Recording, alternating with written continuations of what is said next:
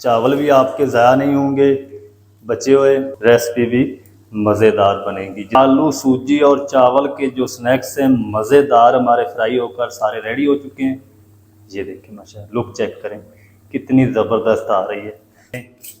ये देखिए माशाल्लाह कितने क्रिस्पी और कुरकुरे बन चुके हैं। ये देखिए माशाल्लाह।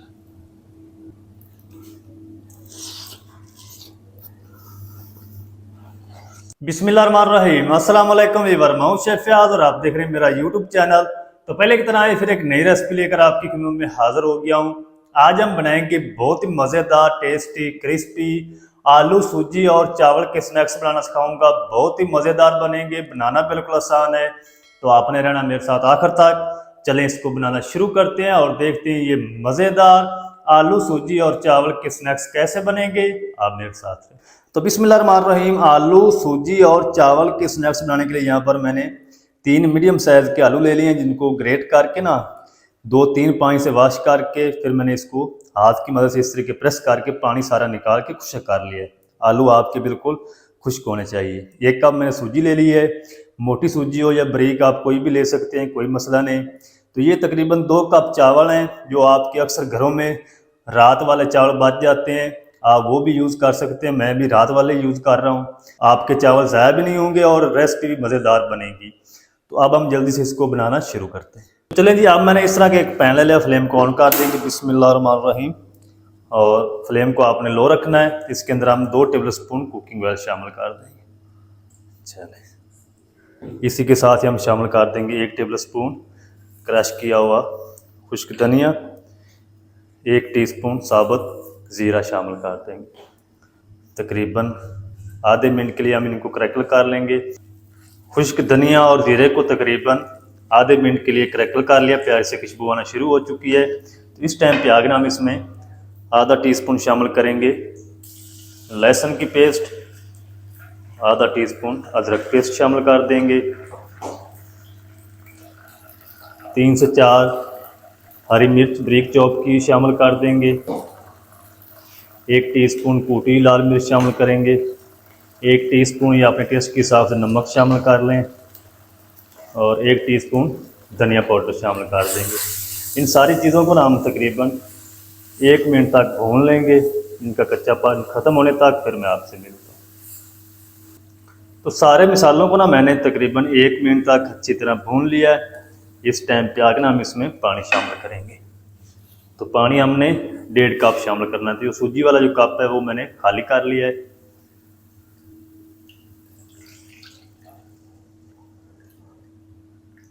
चलें, इसी के साथ ही हम शामिल कर देंगे हरा धनिया।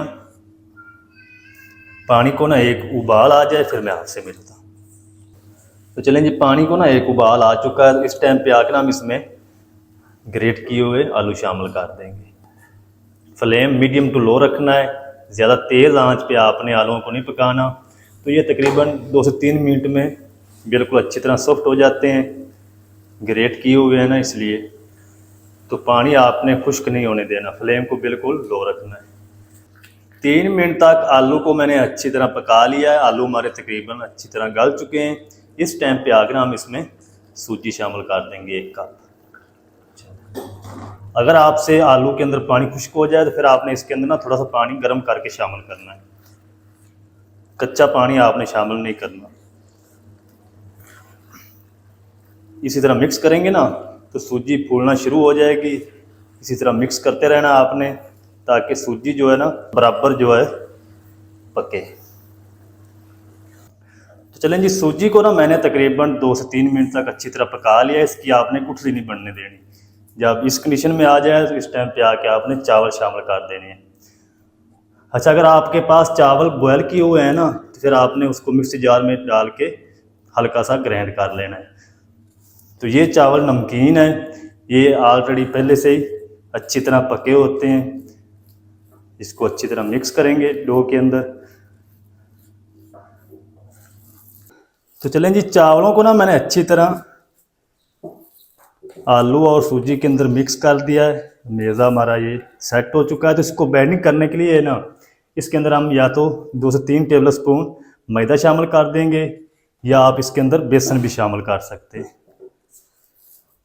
फ्लेम मीडियम लो है, तो इसको आपने तब तक पकाना है जब तक ये डो अच्छी तरह सेट नहीं हो जाती।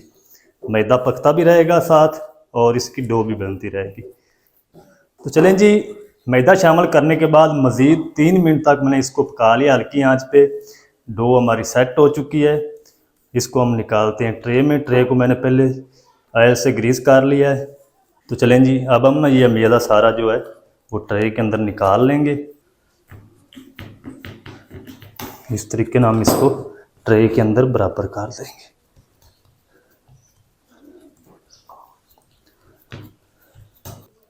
तो चलें जी, अच्छी तरह ट्रे के अंदर ना मेज़े को सेट कर दिया है।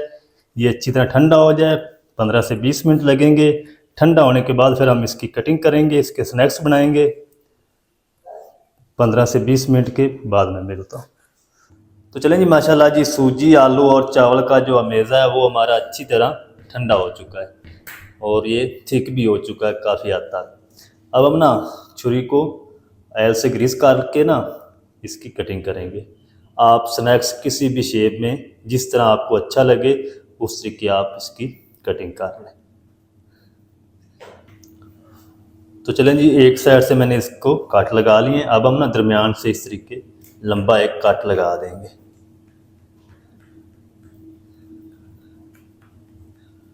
इस तरीके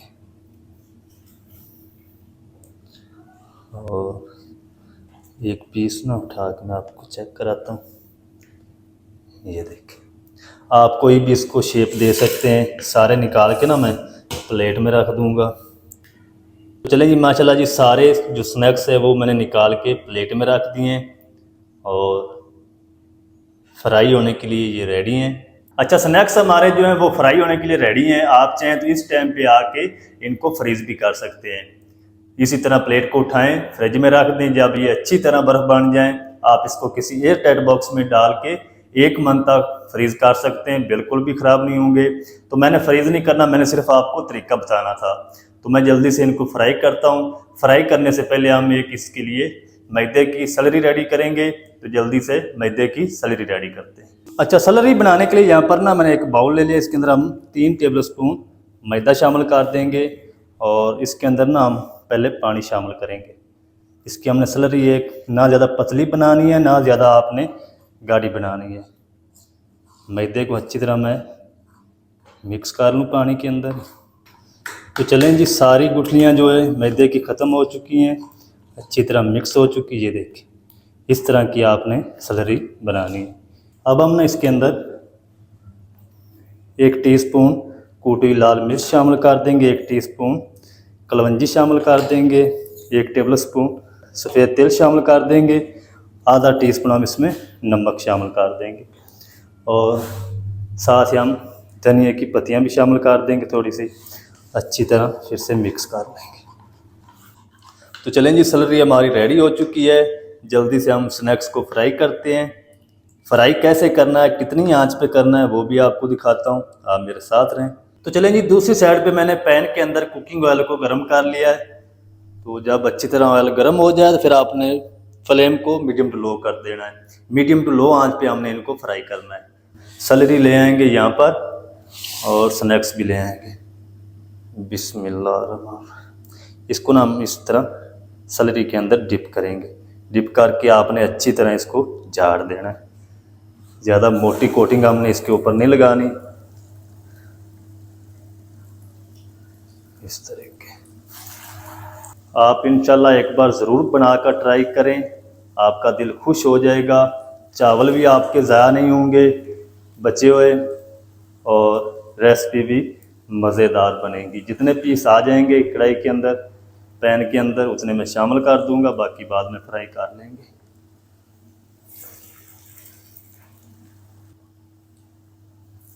चलें, इनको ना मैं इसी तरह 1 मिनट तक फ्राई होने दूंगा। 1 मिनट फ्राई कर लूँ, फिर हम इसकी साइड को चेंज करेंगे। तो चलें जी, स्नैक्स को ना मैंने 1 मिनट तक एक साइड से फ्राई कर लिया है। अब हम इसकी साइड को चेंज करेंगे।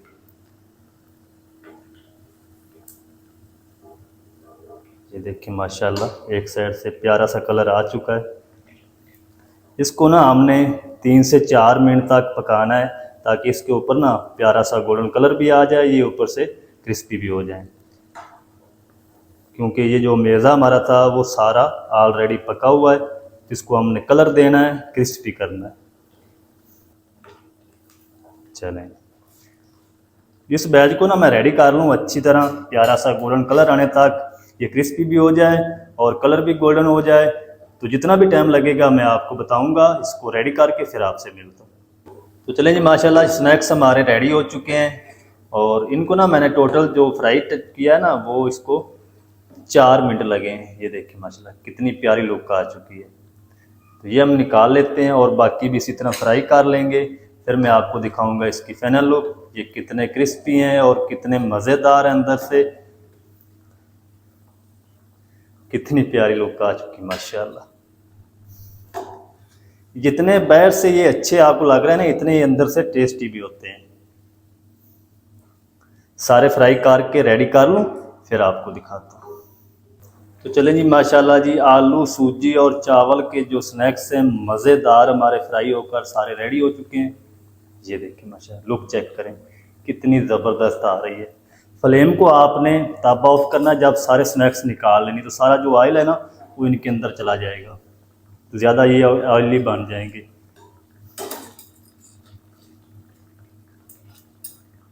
तो सारे निकाल के अब हम चलते हैं फाइनल लुक की तरफ, आपको दिखाता हूँ मैं इसकी फाइनल लुक। तो आपने मेरे साथ रहना है। वीडियो अच्छी लग रही है जल्दी से वीडियो को लाइक कर दें, अब फ्लेम को ऑफ कर देंगे। तो चलें जी, बिस्मिल्लाहिर्रहमानिर्रहीम। तो ये देखिए माशाल्लाह कितने ज़बरदस्त आलू सूजी चावल के स्नैक्स हमारे माशाल्लाह बनकर रेडी हो चुके हैं। ये देखिए माशाल्लाह। तो इसको ना आप केचप के साथ, रायते के साथ, ग्रीन चटनी के साथ खा सकते हैं, बहुत ही मज़ेदार लगते हैं। ये देखिए माशाल्लाह कितने क्रिस्पी और कुरकुरे बन चुके हैं। तो आप भी ज़रूर ट्राई करें, बहुत ही मज़ेदार लाजवाब बनते हैं। ये देखिए माशाल्लाह।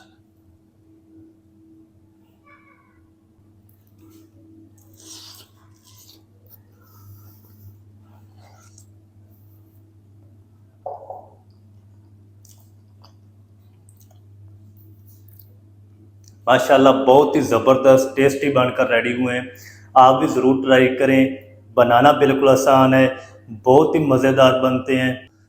मज़ेदार टेस्टी क्रिस्पी आलू सूजी और रात के बचे हुए चावल से आप घर में स्नैक्स किस तरीके से बना सकते हैं, तमाम तरीका आपके साथ शेयर कर दिया है। वीडियो अच्छी लगे वीडियो को लाइक कर दें, चैनल पर नए तो चैनल को भी सब्सक्राइब करके बेल आइकन को ऑल पर प्रेस कर दें, ताकि इस तरह की हर नई आने वाली वीडियो आप तक पहुंच सके। वीडियो को आपने फ्रेंड एंड फैमिली के साथ ज़रूर शेयर करना है, ताकि वो भी इस तरह की मज़ेदार रेसिपी बना सके। तो मिलते हैं एक नई वीडियो के साथ, तब तक के लिए शेफ फयाज को दीजिए इजाज़त, दुआ में याद रखें। अल्लाह हाफिज़।